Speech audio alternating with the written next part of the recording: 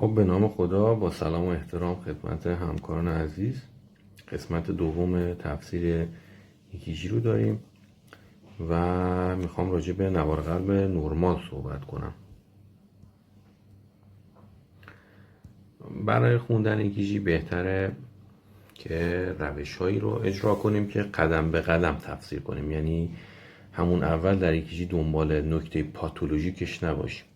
اینجوری باعث میشه که وقتی قدم به قدم تفسیر بشه، باعث میشه خیلی از نکات رو بهتر متوجه شیم و تشخیص خیلی راحت تر باشه. حالا روش های قدم به قدم متفاوت هستش، ولی که از روش های مورد علاقه خودم این روشه که اول استاندارد بودن ایکیجی رو چک میکنیم، دوم ریتم رو چک میکنیم، ریت رو چک میکنیم، محور، بعد دنبال اختلالات کانداکشن میگردیم، پی آر اینتروال و کیو آر دوریشن چک میکنیم توش، بعد دنبال چمبرین لارجمنت ها میگردیم مثل بزرگی دهلیز و هایپرتروفی بطن، بعد دنبال نکات ایسکمی یا انفارکت میگردیم که تو این قسمت باید آر ویو پروگرشن رو بررسی کنیم که توی پتانسیل عمل قلب گفتم، حالا اینجا می اشاره میکنم. پاتولوژی کیو ویو ها رو چک میکنیم، استی سگمنت رو چک میکنیم و بعد تی ویو و در نهایت کیوت اینتروال رو چک میکنیم. حالا در این قسمت میخوام فقط در مورد میزانهای نرمال و فواصل نرمال اینا صحبت شه.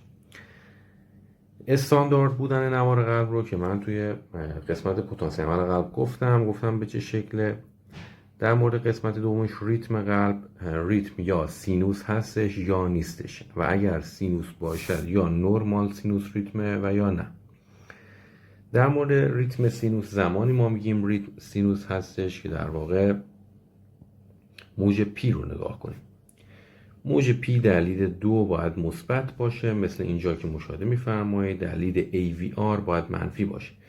علتش هم کاملا مشخصه. در قسمت پتانسیل عمل قلب من بهتون گفتم که لید 2 در واقع اینجاست. اگر این دایره رو قلب در نظر بگیریم، محور لید 2 به این سمت. دهلیز راست اینجاست، دهلیز چپ اینجاست. دپولاریزاسیون دهلیزها همیشه از دهلیز راست شروع میشه، گفتیم چون SA نود پیس میکر قلب هستش به صورت نرمال و SA نود در قسمت فوقانی دهلیز راست نزدیک محل اتصال ورید سوپرایور کاوا و وقتی از طریق الیاف این SA نود میاد دهلیز راست رو دپولایز میکنه، دهلیز راست هم از طریق الیاف باخمن میره دهلیز چپ رو دپولایز میکنه و بعد از طریق الیاف ازرانی که داخل دهلیزها وجود داره میاد به سمت AV نود این هدایت الکتریکی قلب. در نتیجه دپولایزیشن دهلیز همیشه از راست به چپ و به این شکل هستش، یعنی به سمت لید 2.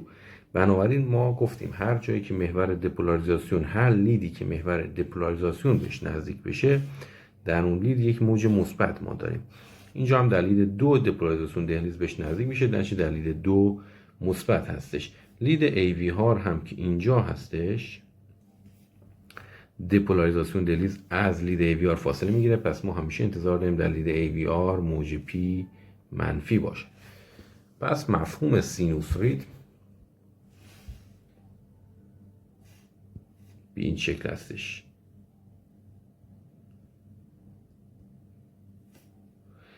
سینوسوید پی در لید 2 مثبت و در لید AVR منفی باشه. میگن سینوس ریتم. نورمال سینوس ریتم به چه شکله؟ نورمال سینوس ریتم چند در واقع ویژگی دیگه باید داشته باشه. اولین ویژگیش همینه که پی در لید 2 مثبت و در لید AVR منفی باشد. دومین ویژگیش چیه؟ دومین ویژگیش اینه که به ازای هر QRS ما یک پی داشته باشیم. شما اگه اینجا رو دقت بفرمایید،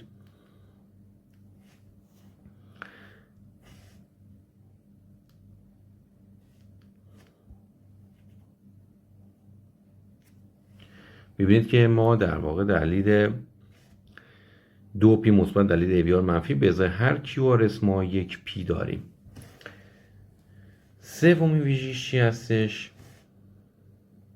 سومین ویژگی اینه که فاصله PR بین 120 تا 200 میلی سکند باشه، یعنی فاصله نرمال PR، یعنی از شروع موج P تا شروع موج R 120 تا 200 میلی سکند باشه. این شروع موج P هستش و اینم شروع موج آر که در این نوار قلب می‌بینید 160 میلی سکند هستش و در واقع در فاصله نرماله و معمولا این پی آر ها ثابته، یعنی تمام این پی آر ها 160 میلی سکندن، از شروع پی تا شروع این آر، از شروع پی تا شروع این آر همه 160 میلی سکندن.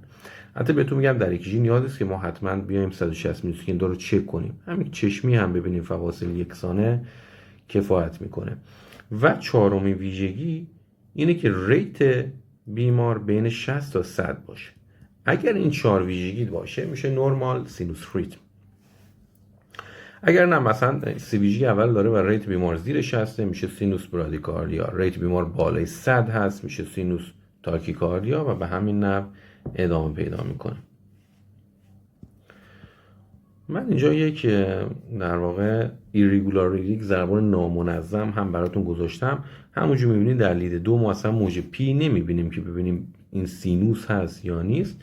وقتی موج پی ندیدیم و ضربان قلب هم ایریگولار، مثل این ایریگولار یعنی فواصل QRS با هم یکسان نیستن. شما دقت بفرمایید این QRS فاصلش حدود 1.5 خانه بزرگه، این یکی حدود 2 خانه بزرگه و این یکی که اصلا حدود 4 خانه بزرگه. پی هم نداره، این میشه AF ریتم که خیلی شایع هستش و این دیگه سینوس ریتم حساب نمیشه، میشه AF ریتم.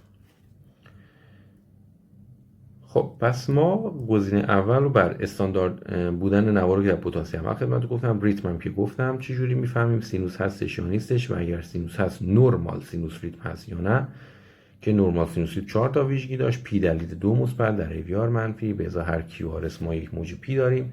پی آر ما فاصله پی آر ما نورماله بین 120 تا 200 میلی سکنده و در تمام بیتا پی آر ثابتی ما داریم و در نهایت ریت بیمار بین 60 تا 100 هستش. میرسیم قسمت سوم در مورد ریت بیمار. خب برای محاسبه ریت چندین روش وجود داره. یک روش که اینجا مشاهده می‌فرمایید 300 تقسیم بر تعداد مربع‌های بزرگ بین دو تا آر هستش. اینجا شما اگه دقت کنید این یک مربع بزرگ، این دو مربع بزرگ، خب اینجا هم 3 تا خونه کوچیک داریم و اینجا هم حدود 3 تا خونه کوچیک. ببخشید اینجا 2 تا خونه کوچیک، اینجا هم 3 تا خونه کوچیک، یعنی تقریبا میشه 3 خونه بزرگ. 300 تقسیم بر 3 میشه 100. یا 1500 رو تقسیم بر تعداد مربع‌های کوچیک بین این دوتا کنیم. تعداد مربع کوچیک بین این دوتا چقدره؟ اینجا 3 تا خونه کوچیکه، اینجا 5 تا خونه کوچیکه. ببینید این 3 تا خونه کوچیک، اینجا 5 تا میشه 8 تا، 8 تا اینجا 5 تا 13 تا، 13 تا اینجا هم 2 تا 15 تا. 1500 تقسیم 15 که بازم میشه 100 تا. هیچ فرقی نمیکنه. این راهش در واقع بهش میگن شمردن مربعات تقریبا. یه روش دیگه وجود داره بهش میگن سیکونشیال متد که این روش راحت‌تریه. میگیم آقا اگه فاصله بین دو تا آر یه خونه بزرگ بود میشه ضرب موقع 300 تا، دو تا خونه بزرگ بود میشه 150 تا، 3 تا خونه بزرگ بود 100 تا و همینجوری کم میکنیم. الان فاصله بین این دو تا آر در واقع 1 2 3 4 5 6 میشه 50 تا.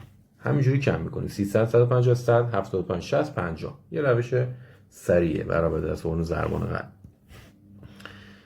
خب این دو روش رو گفتیم. یه روش دیگه وجود داره در مورد ضربان نامنظم قلب. اینا زمانی که ضربان قلب منظم یعنی سیکونشیال متد و 300 تقسیم تعداد مربع‌های بزرگ یا 1500 تقسیم تعداد مربع کوچک، زمانی که ضربان قلب منظم. اگه ضربان قلب نامنظم باشه مثل اینجا چی؟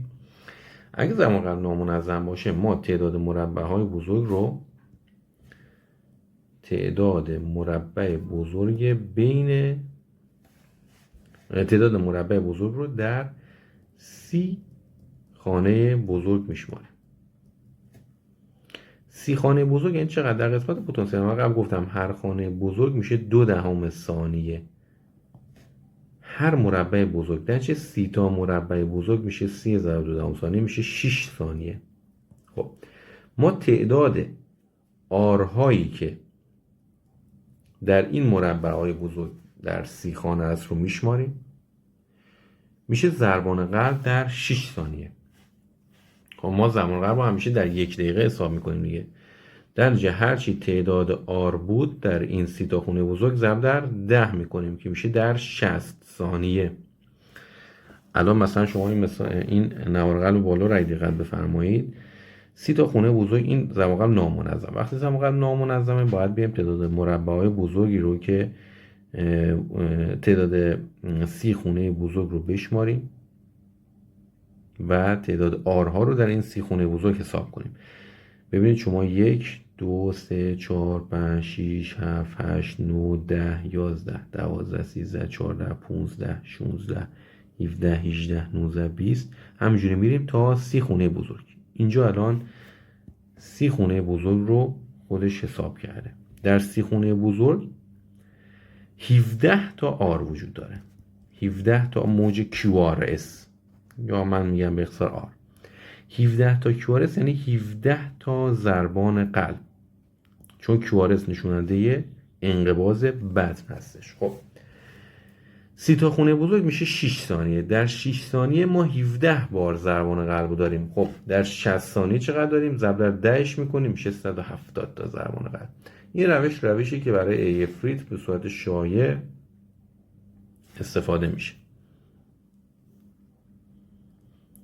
خب این هم در مورد قسمت سوم محاسبه ضربان قلب بود که گفتیم وقتی ضربان قلب منظم باشه از روش 300 تا تعداد مربع بزرگ، 1500 تا تعداد مربع کوچک یا سیکونشیال مثال استفاده میکنیم و اگه نامنظم هم باشه تعداد کمپلکس های QRS در 30 تا خونه بزرگ رو میشماریم و هر چقدر شد ضرب در 10 میکنیم که در دقیقه ضربان قلب به دست میاد. حالا مثل قسمت چهارم نوار یا قسمت محور. در مورد محور اول باید بدونیم لیدهای ایکیجی که روی بیمار میبندیم کجا وصل میشه. ببینید همیشه لید یک رو اینجا شما اگه دقت بفرمایید به دست چپ بیمار میان لید مثبت رو میبندم، به دست راست لید منفی. درش لید یک یه لیدیه در واقع به صورت 0 درجه است، همیشه لید یک اینجاست. لید دو دست راست بیمار منفی و پای چپ بیمار مثبته. خب وقتی مثبته همیشه جهت فلش به سمت مثبت، درش لید دو به سمت پای چپ و حدود 60 درجه است و همینجوری بقیه لیدها. اینجا یه شکلی که کشیده شده میبینید لید یک 0 درجه است، لید دو 60 درجه، AVF 90 درجه، 120 درجه و به همین ترتیب. تو قسمت پتانسیل عمل قبل گفتم ما 12 لید استاندارد داریم که 6 لیدش پرکوردیاله و 6 لیدش اندامیه که اندامی ها 3 لید استاندارد دارن که همین 1 2 و 3 هستش و 3 لید تقویت شده که AVF AVR و AVL هستش. پرکوردیال هم که V1 V2 V3 اگه رو همین شکل بخوام براتون بکشم تقریبا اینجوریه: V1 V2 V3 V4 V5 و V6. این هم لیدهای پرکوردیال هستش. محور نرمال قلب ببینید به این صورته که محور قلب رو در واقع عضله بطن تعیین میکنه. همیشه عضله بطن چپ قوی‌تر و ضخیم‌تر از بطن راسته. اگه ما این دایره رو قلب در نظر بگیریم، ببین تو قفس سینه هم قلب به همین شکل قرار گرفته دیگه. این دایره اگر قلب در نظر بگیریم و به 4 قسمت تقسیمش کنیم، این قسمت میشه بطن چپ، این قسمت بطن راست، این قسمت هم دهلیز راست یا رایت آتریوم و اینم دهلیز چپ یا لفت آتریوم. درسته؟ خب بطن چپ یک بطن ضخیم هستش و محور قلب به سمت بطن چپ هستش همیشه، چون قدرت بطن چپ بیشتر از بطن راست. گفتیم SA نود پیس میکر قلب میاد دهلیز راست رو فعال میکنه، دهلیز راست از طریق الیاف باخمن میره دهلیز چپ رو فعال میکنه و این دوتا میان با هم AV نود رو فعال میکنن. AV نود میاد باندل هیس لفت باندل و رایت باندل رو میده که این انتهای این باندل و الیاف پورکینجیه که میان سلول های بطن رو منقبض میکنن. محور قلب به سمت بطن چپ هستش چون بطن چپ یک عضله ضخیم‌تر داره، درنچه محور قلب همیشه به این سمت. اینجا چه لیدایی وجود دارن؟ اینجا لید 2 وجود داره، اینجا هم لید 1، اینجا هم لید AVF هستش. درسته؟ اینجا شما کنید این اگر قلب باشد لید AVF پایینه، لید 2 اینجاست و لید 1 اینجاست. به خاطر همین ما همیشه برای اینکه محور قلب ببینیم در جهت نرمال یا نه، به صورت نرمال محور قلب باید به سمت بطن چپ باشه، درنچه لید 1 2 و AVF رو نگاه میکنیم. روشی که خود من استفاده میکنم چون بعضی میان لید 1 و 2 رو با هم نگاه میکنن همون اول. من ترجیحم بر اینه که اول لید 1 و AVF رو ما نگاه کنیم. اگر موج QRS ما، چون محور قلب محوریه که دپولاریزاسیون بطن تأمین میکنه، چون بطن بیشترین عضله رو داره، در نتیجه QRS رو ما در لید 1 و AVF نگاه میکنیم. اگر QRS در لید 1 مثبت باشد،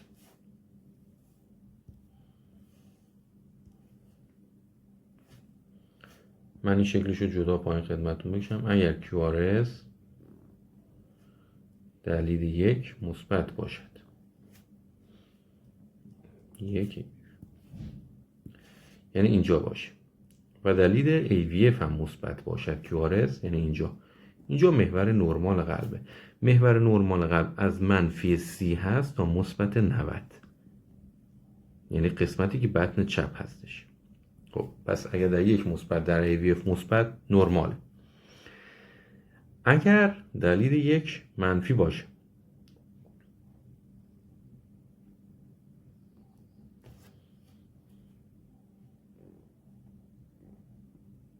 این 1 این AVF، اگر دلیل 1 منفی باشد یعنی اینجا باشه QRS و دلیل AVF مثبت باشد، میشه اینجا. میگن right axis deviation، انحراف محور به سمت راست. اگر دلیل 1 منفی باشه،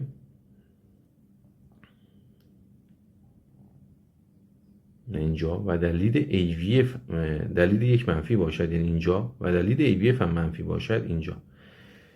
اسمای مختلفی داره، بهش میگن نورث وست اکسیس دیوییشن یا اکستریم اکسیس دیوییشن یا های رایت اکسیس دیوییشن. این سه تا اسم داره. و یه حالتی داره لفت اکسیس دیوییشن. لفت اکسیس دیوییشن اگر دلیل 1 منفی و دلیل 1 مثبت باشد، دلیل 1 مثبت و دلیل AVF منفی باشد، یعنی اینجا. ما اینجا باید تعیین کنیم ببینیم محور تا منفی 30 درجه است یا نه بعد از منفی 30 درجه است، یعنی منفی 45 تا منفی 90 هستش. چون اگه تا منفی 30 درجه باشه باز هم تو قسمت نرمال قلبه، ولی اگه بیشتر از اون باشه میشه در قسمت لفت اکسیس دیوییشن. حالا از کجا اینو میفهمیم؟ زمانی که دلیل 1 مثبت هست، دلیل AVF منفی، ما بلافاصله لید 2 رو نگاه میکنیم. چرا؟ چون اگر دلیل 2 مثبت باشه QRS، ببینید اینجا 1 AVF اینجا 2، چون اگر دلیل 2 مثبت باشه یعنی باز محور قلب به سمت پایینتره، به این سمته، یعنی به 2 نزدیکه، یعنی تا منفی 30 درجه است، ولی نرماله. پس اگر در 1 مثبت بود، در AVF منفی، ولی در 2 هم برآیند QRS مثبت بود، میشه نرمال. اگر در 2 برآیند QRS منفی بود، دیگه میشه لفت اکسیس دیوییشن، که حالا اینجا چند تا مثال خدمتتون آوردم. خب این مثالای انحراف محور هستش که خدمتتون آوردم. همونجوری که میبینید انحراف خب نوار کناری،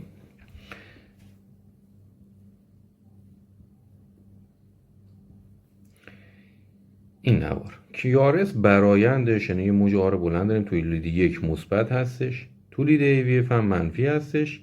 و ما گفتیم وقتی تو 1 مثبت تو AVF منفیه، سر لید 2 رو نگاه میکنیم. در لید 2 برآیند QRS اگه منفی باشه میشه لفت اکسیس، اگه مثبت باشه میشه نرمال. اینجا میبینید که موج آر ما یه خونه کوچیکه و موج اسمون که عمیق‌تره 2 تا خونه کوچیک حداقل هست، نتیجه برآیندش میشه منفی و لفت اکسیس دیوییشن. نوار وسط، این نوار میبینید که برآیند QRS در لید 1 منفی هستش، در لید AVF مثبت، در نتیجه میشه رایت اکسیس دیوییشن. زیرش اگه دقت بفرمایید اومده زوایا رو بر اساس برآیندهای QRS تخمین زده، که حالا این چون مال قسمت پیشرفته تر قلب هستش برای شما اینجا توضیح نمیدم. نوارای پایینش رو اگه دقت بفرمایید اینجا میبینید که برآیند QRS در 1 منفی هستش، در AVF هم منفی هستش، در چی میشه نورث وست اکسیس دیوییشن یا اکستریم اکسیس دیوییشن یا های رایت اکسیس دیوییشن. و این کناریش هم indeterminate axis یا محور نامشخص هستش که زمانی که تقریبا بر آینده صفر میشه، ولی این هم نیاز نیست گفته بشه اینجا. خب من یه توضیح مختصر راجع به علل انحراف محور بدم. ببین علل انحراف محور، خب علل انحراف محور به چپ چندین دسته هستش. همیشه یادتون باشه یه حالتش نورمال وریشنه، ولی توی قلب ما همیشه سعی می‌کنیم از مسائل مهمتر بریم به سمت مسائل جزئی‌تر مثل نورمال وریشن.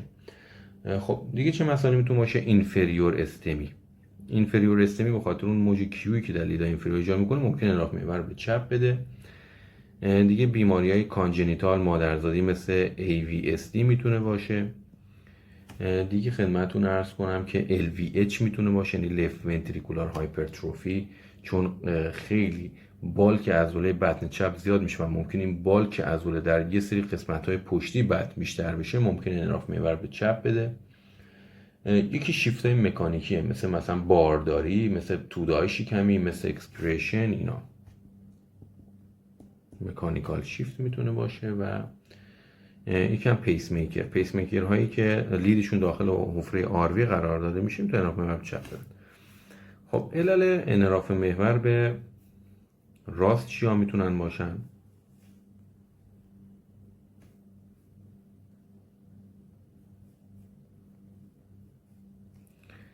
علل انحراف محور به راست، خب گفتیم مثل چپ میتونه یکیش نورمال باشه، میتونه بازم شیفت های مکانیکی باشد، مثلا بیمار آمفیزم که در واقع پرهواست و باعث میشه قلب یک حالت در واقع عمودی پیدا کنه تقریبا و انحراف محور به راست بده. میتونه پر اگزایتیشن ها باشه. پر اگزایتیشن همون مثل ولف پارکینسون وایت هستش که تو مبحث خودش بهتون توضیح میدم. مورد چهارم مثلا لترال وال ام آی ها میتونن انحراف محور به راست بدن. دکستروکاردی یعنی به جای که قلب اپکس قلب به سمت چپ باشه، این اپکس قلب به سمت راست هستش که میتونه به این شکل میشه. اپکس قلب میاد به سمت راست، این یک چرخش قلب سود راسته که به صورت نرمال یا همراه با سایر بیماری مادرزادی ممکن در این فرد وجود داشته باشه. دیگه RVH یا رایت ونتریکولار هایپرتروفی که عضله بطن راست زخیم میشه، دادی عضله بطن چپ زخیم تر سفتره، ولی در اینجا عضله بطن راست زخیم میشه، باعث میشه شیفت به سمت راست بده.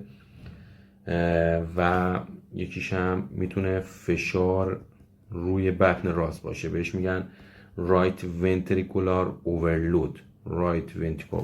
مثل بیماری که دچار PT شدن، چون PT در واقع ترومبوس داخل شریان پولمونر هستش و شریان پولمونر بعد بطن راسته. وقتی بطن راست مقابلش انسداد وجود داشته باشه، طبیعتا فشار روش بالا و میتونه باعث زخم شدن عضله و انحراف محور به سمت راست بشه.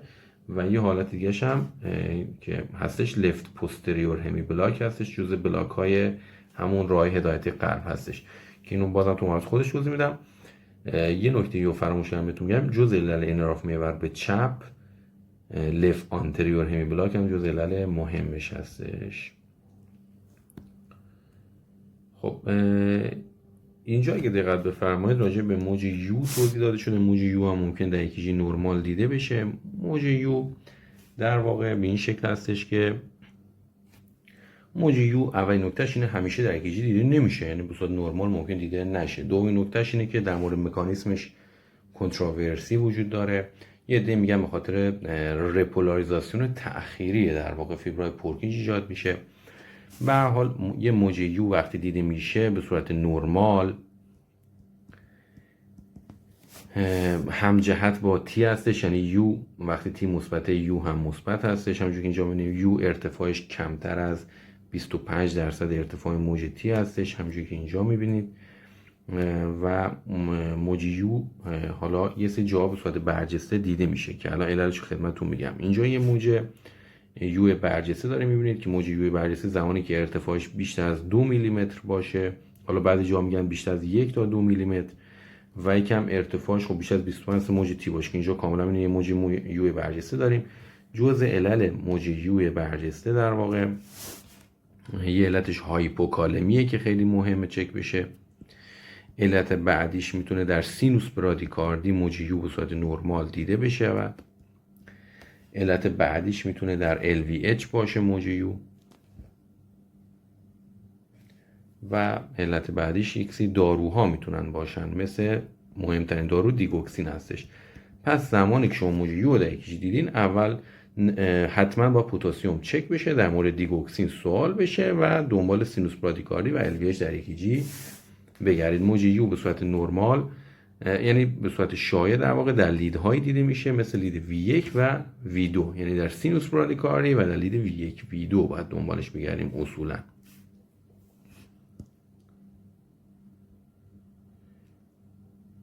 خب ما تا این قسمت رو خدمتون گفتیم که استپ بای استپ EKG محور رو خدمتون گفتیم. خب موج یو هم گفتیم. میریم سراغ اختلالات هدایتی. اختلالات هدایتی البته در قسمت خودش بحث خواهد شد، در مورد PR اینتروال و QR duration صحبت میکنیم. حالا من فقط یه توضیح بدم که چجوری حساب میشن اینا. ببینید همونجوری که اینجا مشاهده میفرمایید PR اینتروال از شروع موج P هستش تا شروع R، مثل این. زمان نرمالش 120 تا 200 میلی سکند هستش. گفتیم هر خونه کوچیک 40 میلی سکنده، یعنی بین 3 خونه کوچیک تا 5 خونه کوچیک زمان نرمالشه. اگر کمتر از 120 میلی سکند باشه میشه PR کوتاه و اگر بیشتر از 200 میلی سکند باشه میشه PR طولانی. که PR کوتاه رو ما در وولف پارکینسون وایت میبینیم و البته بهتره بگیم پراگزایتیشن نشوننده رافعریه. وولف پارکینسون وایت وقتی که این رافعری زمان قلب بیمار رو میبره بالا، بیمار تاکی کار میکنه. حالا ما به صورت کلی میگیم وولف پارکینسون وایت. PR طولانی هم که در بلوک های گری ایوی دیده میشه که در جای خودش بحث خواهد شد. و کم QR duration هستش که اینجا QR duration یعنی زمان شروع موج Q تا زمان اتمام موج S. خب QRS duration هم در واقع کمتر از 100 میلی سکند نرمال هستش. بین 100 تا 120 میلی سکند وقتی بشه میگیم incomplete.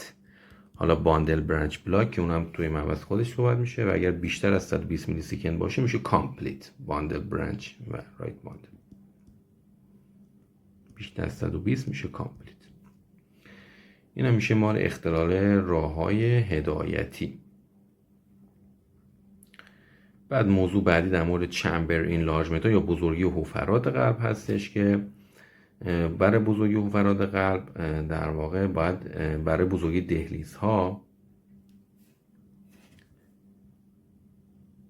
ما موج پی رو در لید 2 برای بزرگی دهلیزها باید موج پی رو در لید 2 و V1 نگاه کنیم. موج پی خب به صورت نرمال موج پی در لید 2 از نظر زمانی باید کمتر از 120 میلی سکند باشد و در V1 لید موج پی به صورت بایفازیک اصولا دیده میشه. چرا؟ ما گفتیم اگه شما این رو دپولاریزاسیون دهلیز رو در نظر بخوایم بگیریم، گفتیم دپولاریزاسیون دهلیز همیشه از دهلیز راست میره به سمت دهلیز چپ و در نهایت میاد پایین. اینجوری به سمت لید 2 هستش دپولاریزاسیون دهلیز، این دپولاریزاسیون بعد در من. خب در لید V1 اینجا هستش، در واقع در لید V1 اینجا هستش خط لید V1 عمود بر محور دپولاریزاسیون دهلیز. وقتی عمود میشه بر محور دپولاریزاسیون دهلیز یه موج بایفازیک تشکیل میشه در لید V1. خب همیشه دپولاریزاسیون دهلیز راست اول انجام میشه، پس قسمت اول این موج مربوط به دهلیز راست یا رایت آتریوم هستش و قسمت دوم این موج که منفیه مربوط به دهلیز چپ یا لفت آتریوم هستش. درست شد؟ در لید 2 هم به همین شکل، یعنی شما اگه لید 2 رو دقت بفرمایید در لید 2 موج پی به این شکله. خب قسمت اول این موج مربوط به دهلیز راست هستش و قسمت دوم این موج مربوط به دهلیز چپ هستش. خب در بزرگی دهلیز راست که به صورت کلی میگن رایت آتریوم آنومالی. چرا میگن آنومالی؟ چون هم شامل هایپرتروفی دهلیز راست میشه و هم شامل اینلارجمنت یا بزرگی دهلیز راست میشه. خب در رایت آتریال ابنورمالیتی دلیل 2 ما ارتفاع موج پی بلند میشه و بیشتر از 2.5 خانه کوچک میشه و در لید V1 این لید 2 بود. در لید V1 قسمت مثبت یا همون اول موج پی بیشتر از 1.5 خانه کوچک میشه، چه در محور افقی و چه در محور عمودی. یعنی چه محوره؟ اینجا رو شما نگاه کنید، اینجا بزرگی دهلیز راست رو در لید 2 داره میبینید. در لید 2 ارتفاع موج پی بیشتر از 2.5 خانه کوچیک شده. خب این بزرگی دهلیز راست.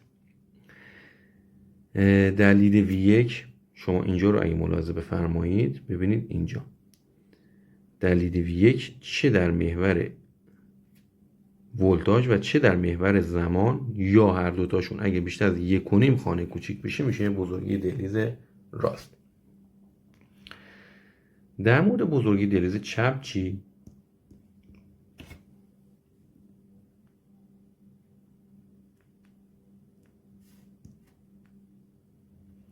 در مورد بزرگی دهلیز چپ در لید 2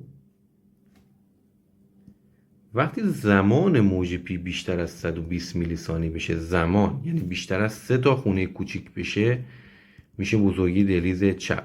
ما چرا میگیم زمان موج پی؟ من گفتم در لید 2 قسمت اول موج مربوط به دهلیز راست هستش و قسمت دوم موج مربوط به دهلیز چپ هستش. ببینید وقتی که دهلیز راست بزرگ بشه عملا زمان این میفته داخل دهلیز چپ. یعنی وقتی دهلیز راست بزرگ بشه، اگه ما بخوایم بر اساس زمان قضاوت کنیم، این بزرگی دهلیز راست میره به سمت دهلیز چپ، میفته داخل قسمت ال ایدن چه مشخص نمیشه.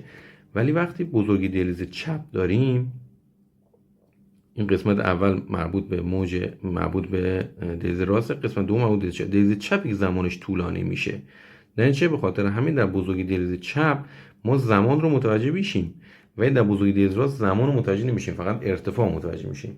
به خاطر همین میگیم در لید 2 اگر ارتفاع موج پی بیشتر از 2.5 خانه کوچک باشه بزرگی دهلیز راسته و اگر زمانش بیشتر از 3 خانه کوچک باشه میشه بزرگی دهلیز چپ. این در مورد لید 2.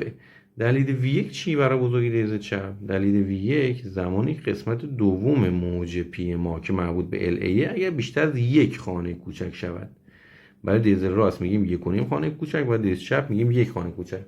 حالا شما میتونید به صورت کلی 1 خونه کوچک تو ذهنتون باشه.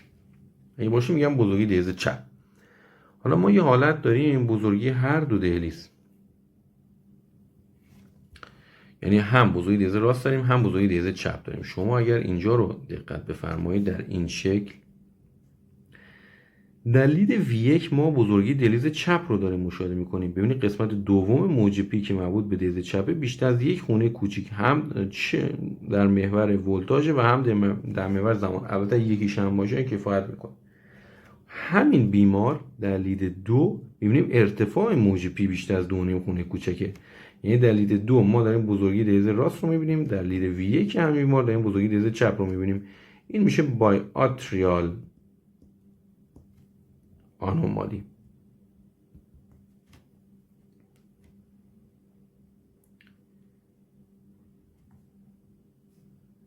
اینجا هم شکلی داریم که در لید 2 و در لید V1 در حالت نرمال.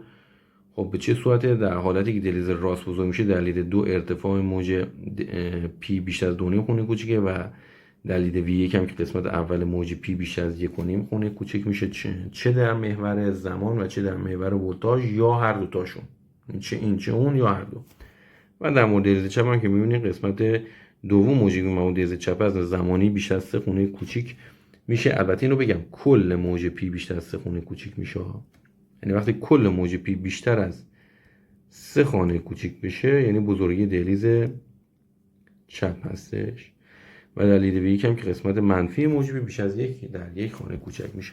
خب موضوع بعدی از چمبر اینلارجمنت ها هایپرتروفی بدن هستش که اینو در قسمت خودش توضیح میدم، یعنی چه زمانی بزرگ هایپرتروفی بدن چپ داریم، چه زمانی هایپرتروفی بدن راست داریم. و در قسمت ایسکمیان اینفارکشن گفتیم اول ما آر ویو پروگرشن رو بررسی میکنیم. من آر ویو پروگرشن رو در پتانسیل عمل قلب خدمتون گفتم، حالا اینجا هم به اختصار توضیح میدیم. آر ویو پروگرشن در واقع یکی از جاهایی که ما به ایسکمی پی میبریم پیشرفت موج آره. البته پور آر ویو پروگرشن یا پیشرفت آهسته موج آر به جز ایسکمی علل دیگه هم داره که اونو توی مبحث پتانسیل عمل قلب گفتم. به صورت نرمال آر ویو پروگرشن رو ما بر اساس ترانزیشنال زون میسنجیم. ترانزیشنال زون یعنی جایی که موج آر بلندتر از اس میشه و اینجا باید لید V3 یا V4 باشه. در لید V3 یا V4 باید آر ما بلندتر از موج اس ما باشه. به این صورت ما این نرمال آر ویو پروگرشن داریم. در واقع ما هرچی از لید V1 به سمت V6 میریم باید آر ما بلندتر بشه. هرچند گهگاه ممکنه بلندترین موج آر رو ما در لید V4 داشته باشیم چون بالک عضله بطن چپ در اون قسمت لید V4 بیشتره. ولی این به صورت کلی اینه که از لید V1 به سمت V6 چون همش V1 نزدیک بطن راسته، همینجوری که به سمت V6 میریم داریم به بطن چپ نزدیک میشیم، به خاطر این باید موج آرمون هم بلند بشه. کجا باید موج آر ما بلندتر از ما باشه؟ لید V3 یا V4. شما الان اگه اینجا رو دقت بفرمایید می‌بینید که در لید V1 ما آرمون یه آر کوچیکه که یک خونه مثبت هستش و اسمون یه اسی که حدود 5 خونه منفی هستش، یعنی اس عمیق. در لید V2 باز آر داره بزرگتر میشه و از اس داره کم میشه. در لید V3 آرمون بلندتر میشه. در لید V4 آر کاملا بزرگتر از موج اس ماست و یه اس کوچیک ما اینجا داریم با یه آر بزرگ. میگن نورمال ترانزیشنال زون و نورمال آر ویو پروگرشن، یعنی در لید V4 آر بزرگتر از اس. پس کلید این که ما بفهمیم آر ویو پروگرشن ما نرماله اینه که موج آر بلندتر از موج اس بشه در لید V3 یا V4.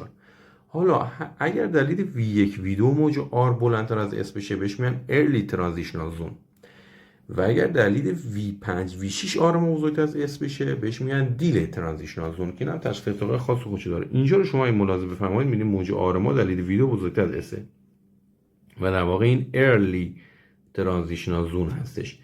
و اگر اینجا رو مشاهده بفرمایید می‌بینید که دیلی ترانزیشنال زون داریم چون موج آر ما در لید V6 بزرگتر از اس شده. دیلی ترانزیشنال زون و اینجا یک نشونه پور آر ویو پروگرشن هم هستش، یعنی وقتی دیلی ترانزیشنال زونه پور آر ویو پروگرشن هم داریم.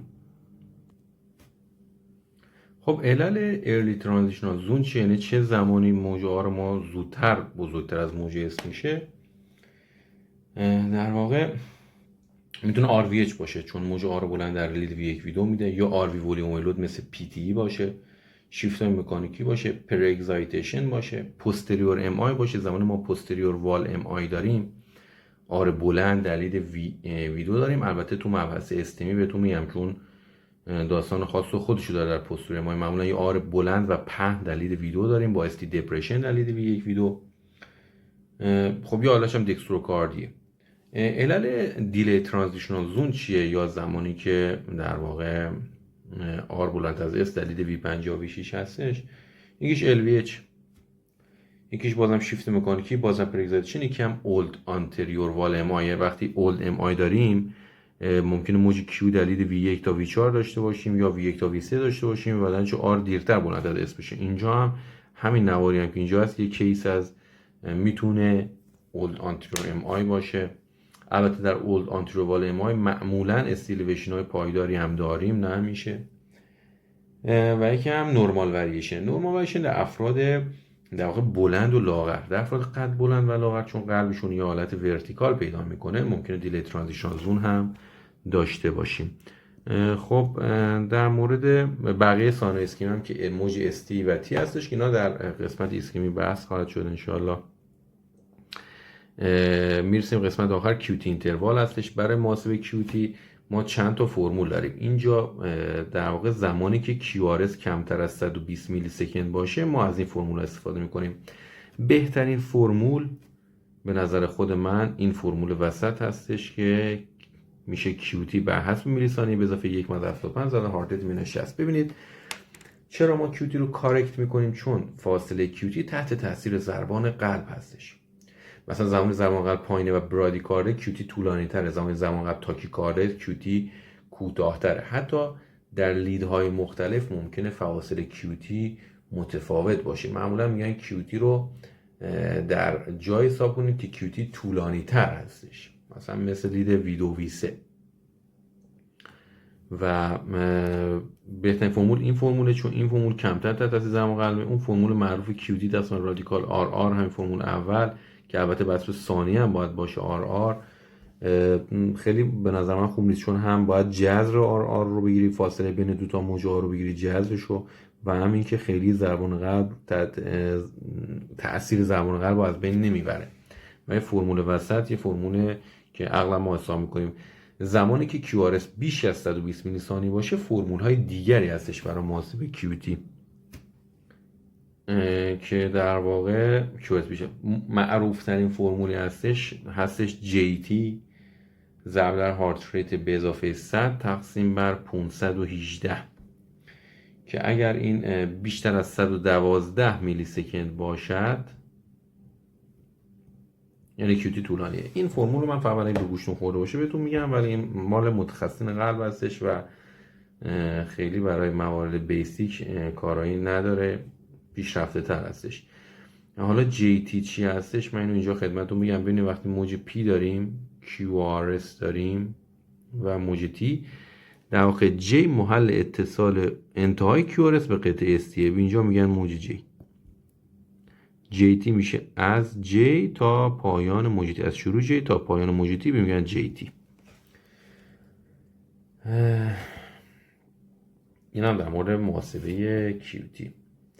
من اینجا دوتا نوارم براتون گذاشتم که بهتون یه سری توضیحات رو بدم. ببینید بخوایم این نوار رو با هم بخونیم. خب گفتیم همیشه نوار علاوه بر اینکه اسم و فامیل بیمار رو باید بالای نوار قلب نگاه کنیم ببینیم اسم و فامیل خود بیمار باشه. اولین کار استاندارد بودن EKG. استاندارد یعنی این مربعی که اینجا کنار نوار میبینید، این باید دو تا خونه بزرگ باشه، یعنی 10 میلیمتر باشه. این یعنی نوار قلب استاندارد گرفته شده از نظر ولتاژ. چرا؟ چون زمانی ولتاژ رو کمتر بگیرن ممکنه موجه یعنی ممکنه که نه موجه آرما کوتاه‌تر میافته و ما به اشتباه فکر میکنیم نکنه آرای کوتاه مربوط به ایسکمیه یا مثلا دور قلب مایع است، پریکاردیال فیژن است که آرا کوتاه افتن، در حالی نه، نوار قلب استاندارد گرفته نشده. پس نوار قلب استاندارد بودنش یکیش اینه که این مربع باید 10 میلیمتر باشه و نکته دوم اینه که سرعت نوار قلب باید 50 میلیمتر پر سکند باشه که این تو مبحث پتانسیل قلب خدمتتون گفتم که سرعت نوار قلب اصولا کنار EKG ها هستش، حالا تو این EKG نیست. پس این نوار قلب یه استاندارد 12 لید EKG هستش، 12 لید هم داریم میبینیم، 6 لید اندامی و 6 لید پریکاردیال. خب مورد دوم اینه که ریتم بیمار، آیا ریتم سینوسی هستش یا خیر؟ من اینو یه لحظه بزرگش میکنم. ببینید موج پی در لید 2 مثبت هستش، در لید AVR منفی، پس قطعا سینوس ریتم هست. حالا آیا نورمال سینوس ریتم هست یا نه؟ شرطاشو نگاه میکنیم. میبینید به ازای هر QRS ما یه موج پی قبلش داریم.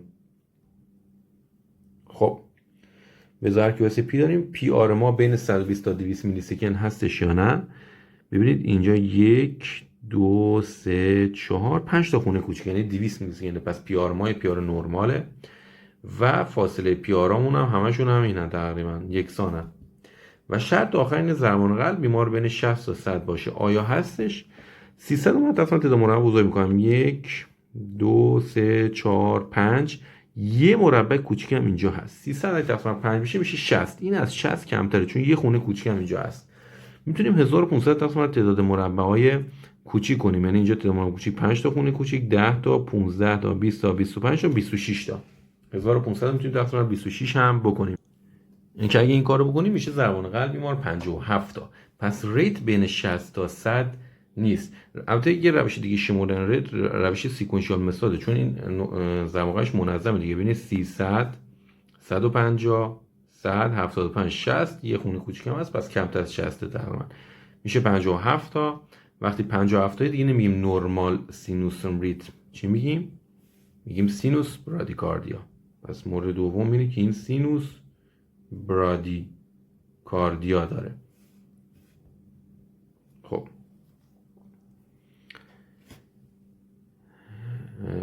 خب ما زمان قلبم که همینجا حساب کردیم در ریت، روش هم بهتون گفتم، استاندارد ریتمو گفتیم، ریتو گفتیم.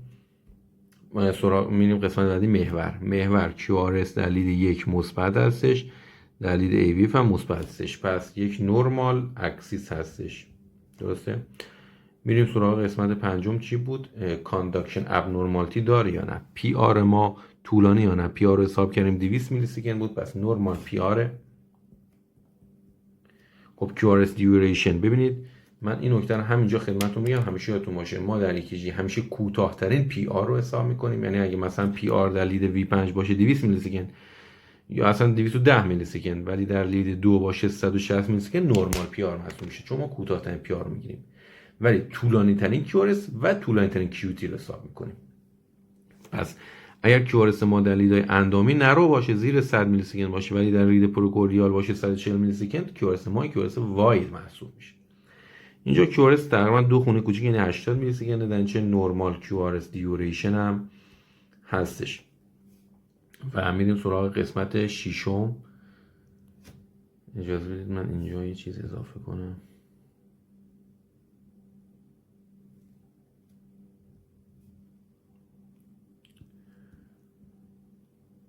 خب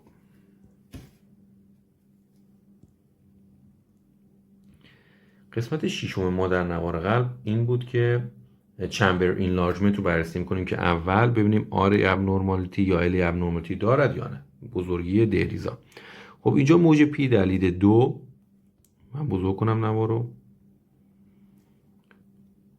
موج پی در لید 2 1 2 و 3 خونه کوچیک هستش، یعنی 120 میلی سیکند، یعنی از زمانی نرماله. در لید 2 پس ما بزرگی دهلیز چپ رو نداریم. در لید V1 چی؟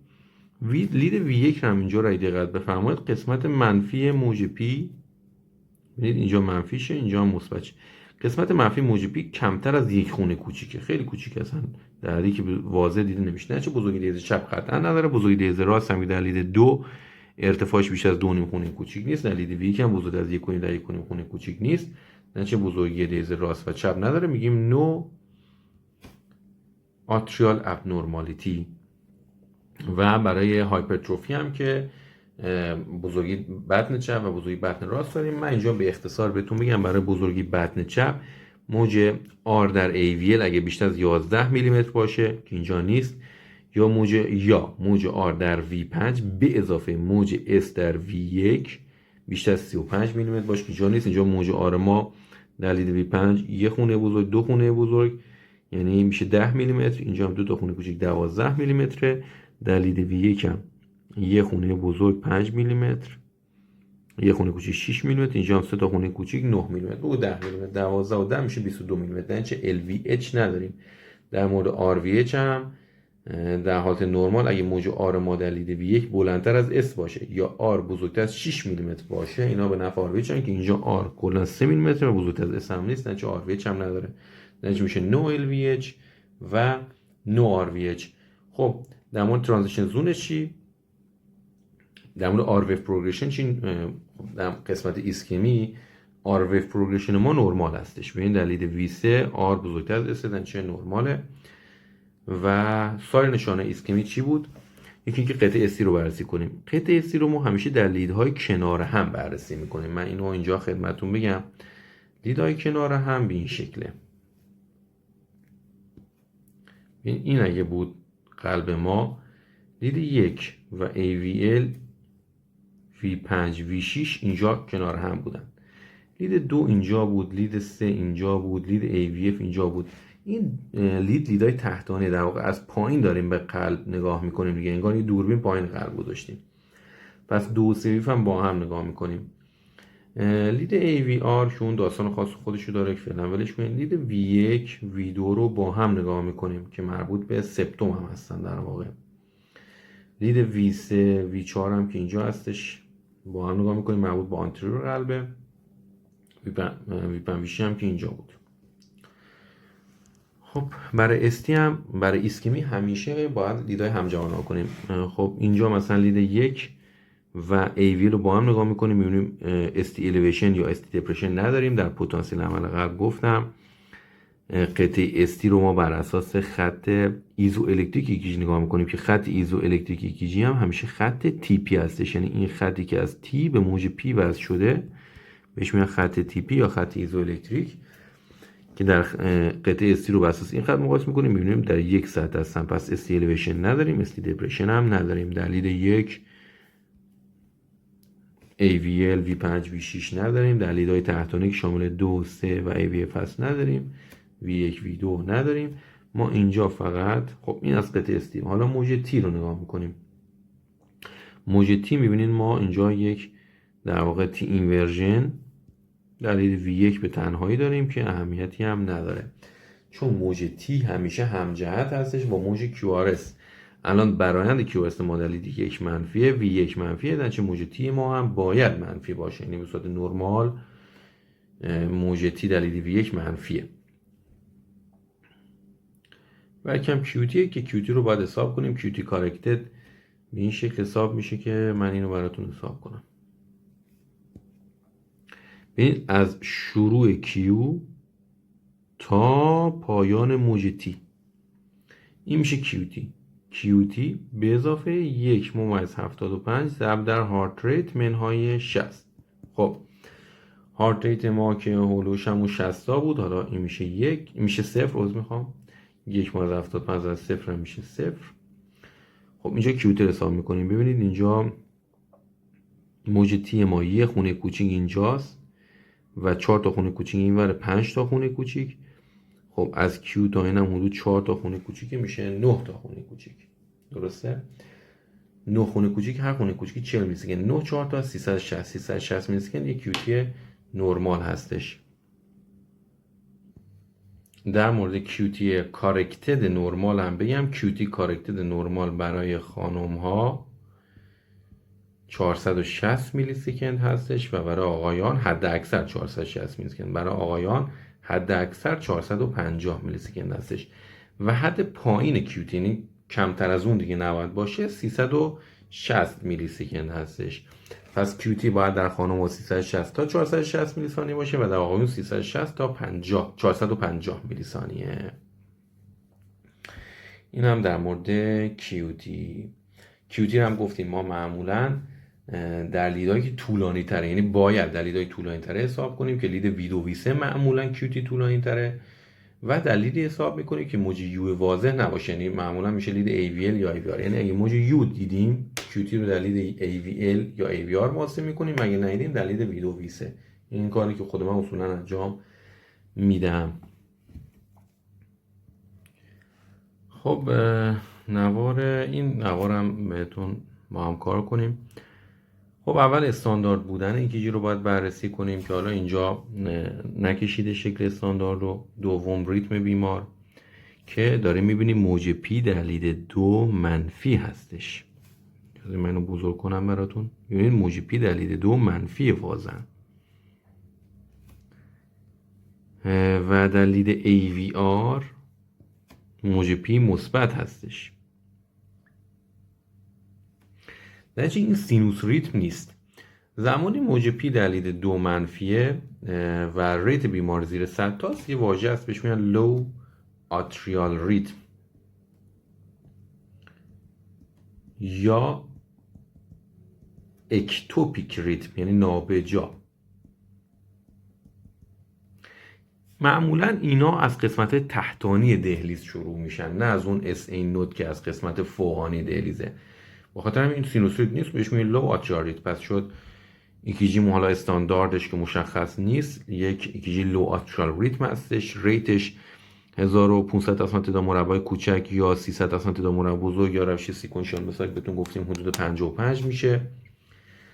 اکسیسش یه اکسیس تو یک برنامه QS مثبت، تو AVF مثبت، در نتیجه میشه نورمال اکسیس. از کاندکشن ابنورمالیتی پی آر اینتروال ما نورمال هستش. از نظر QRS دیوریشن، QR دیوریشن ما QRS دیوریشن نورمال هستش.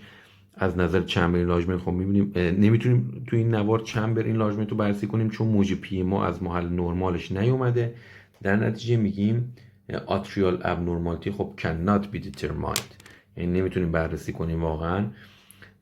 و در مورد QRS duration هم که گفتیم، در مورد LVH RVH هم ندارد که توی کیش قبل توضیح هم چجوری میگیم. و میرسیم برای ایسکمیک RVF پروگرشن که ما داریم واضحا میبینیم پور RVF پروگرشن هست چون موج آر ما کوچکتر از موج اس ماست دلیل V3 V4 یا همون دیلی ترانزیشنال زونه و پور RVF پروگرشن هستش. سال نشانه ایسکمی موج Q هستش. شما اگه تو این نوار دقت بفرمایید موج Q هم دلیل‌ها همجوار نگاه میکنیم مثل ST مثل T. اینجا دلیل 1 و ایویل ما موج Q نداریم، در V5 V6 Q نداریم. البته حواستون به کیوی سپتال که نورمال وریشن باشه که تو قسم پتانسیل عمل قلب بهتون گفتم چجوریه. کیوی پاتولوژیک تو پتانسیل عمل قلب گفتم کیوی پاتولوژیک بیشتر از 1/4 ارتفاع موج آر همزمانه یا بیشتر مساوی 40 میلی ثانیه یا یه خونه کوچیک زمانش. خب در لید 3 ما یه موج کیو داریم که کیوش هم بیشتر از 40 میلی ثانیه است، بیشتر از 1/4 ارتفاع موج همزمانه. در لید AVF هم یه کیو داریم که این هم پاتولوژیکه. ولی دلیل 2 اگه دقت کنیم کیومون تقریبا کمتر از یه خونه کوچیکه، ولی به هر حال ما یک کیو دلیل 2 3 AVF داریم که نشوننده یه اولد اینفریور والمای هست احتمالاً. دیگه کجا کیو داریم؟ دیگه جای کیو نداریم. قطعه استیمون خب اگه دقت بفرمایید ما یه استی الیویشن داریم دلیل V1 V2 V3 V4 چون اگه خط ایزولکتریک ما خط تیپی باشه واضحاً استی الیویت. و یه موج تی اینورژن داریم دلیل V4 V5 V6 و دلیل 1 و AVL که همجوار یعنی یک AVL V5 V6 همجوارن. خب این بیمار پور آر پروگرشن داره، استیلیویشن V1 تا V4 داره، قطعا یک آنتریور استیلیویشن MI که حالا با توجه شواهد نواریش میتونه اولد هم باشه. پس یه اولد استیلیویشن MI هست تو لیدای آنتریور و اینفریور. من اینا رو به صورت ساده دارم میگم. و در نهایت کیوتی شکار میکنیم که اگه محاسبه کنیم میبینیم کیوتی کارکتدش هولوش 390 میلی سکند هستش. امیدوارم از این قسمت نوار قلب نرمال استفاده کرده باشید و امیدوارم که به دردتون خورده باشه. خدا نگهدار.